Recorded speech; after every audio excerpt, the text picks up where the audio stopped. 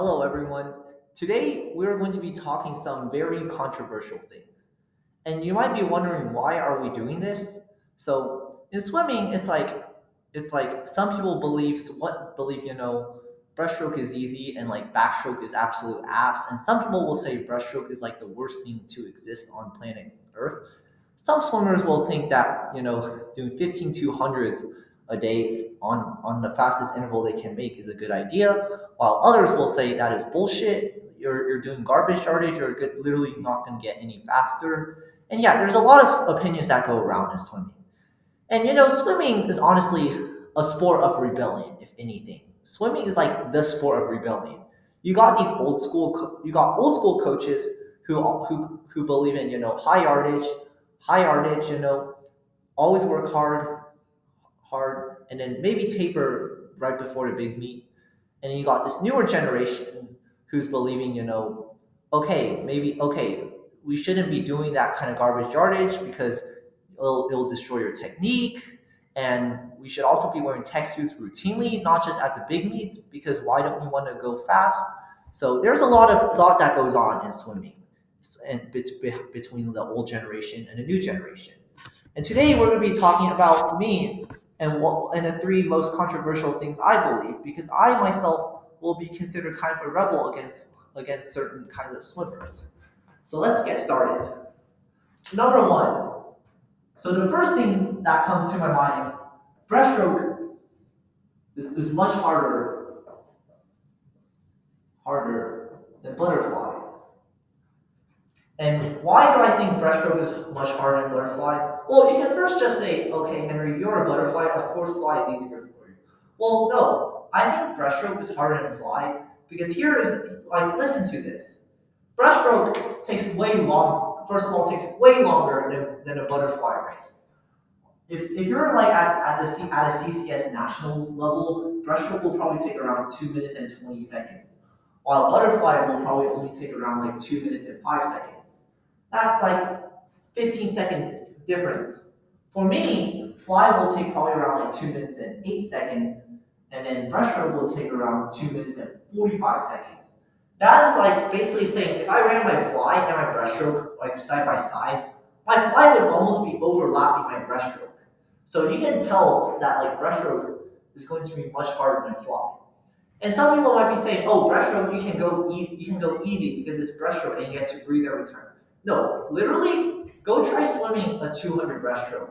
Your legs are literally going to be burning. Like I remember my legs and even my arms were just absolutely burning.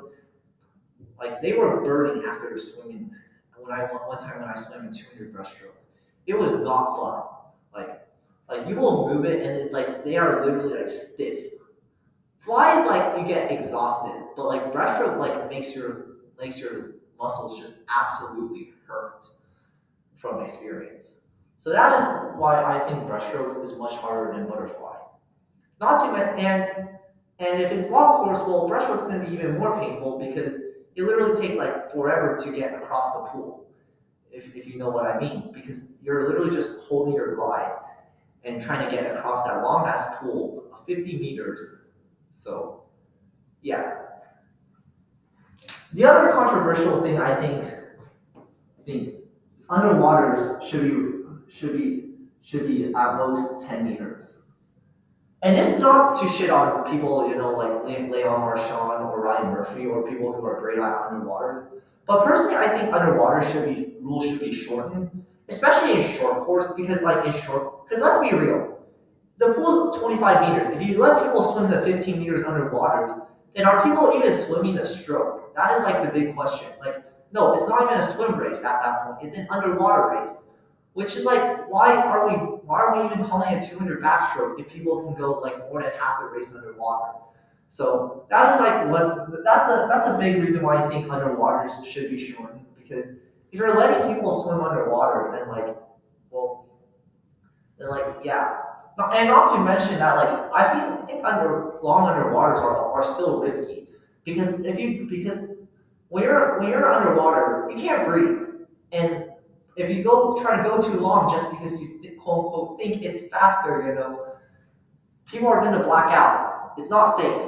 because swimming is already in a hypoxic sport, and you're making it more hypoxic when you say you cannot breathe for 15 meters. So that's why I think underwater should be reduced to 10 meters.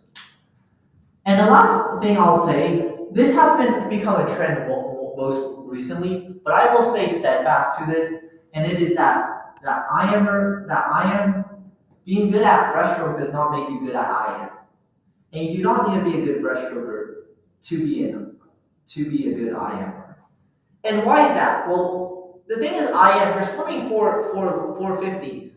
It doesn't bias you based on whether you're a sprinter or whether you're a distance swimmer or whether you're good at one stroke or another.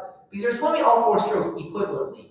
And like you gotta play to like your strengths. For example, if you're like a backstroker, you probably may want to go at that backstroke leg because you know the breaststrokers are going to get and have an advantage on that next leg. Likewise, if you're a breaststroker, your strategy might be to try to stick with people who are good at backstroke and fly, so that you can like pass them on the breaststroke. You might be saying like, oh, breaststrokers have it nice because it's a third leg. Well, they can have that third leg, but they also don't have that second leg. And if you have that second leg and you probably are better and you're better than at like freestyle, you can chase them down at the end. So I don't think like you need to exactly be a breaststroker to swim a good IM. And like there's really great examples of people who aren't exactly breaststrokers, but they can still swim a pretty solid IM.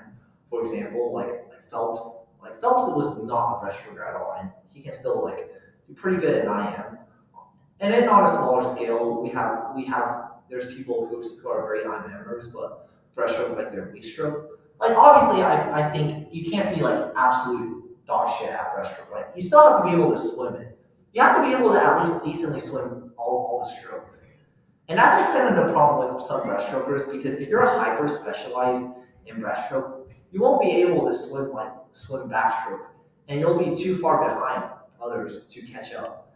So that's like kind of reason why I will say IMers aren't necessarily breaststrokers because anyone can because this is one says, oh well they have a massive advantage. That's not necessarily true, especially if the breaststroker can't do the other three strokes. And it will also dissuade people who aren't breaststrokers because being a breaststroker is very genetic. And like if you're not a breaststroker, you still can be an IMer if you leverage your strengths, which are your good strokes, and work on your weak strokes and you can get good at the IM regardless. So that's it for my three things. Let me know how much you agree with what I say. Thanks for watching. See you next time.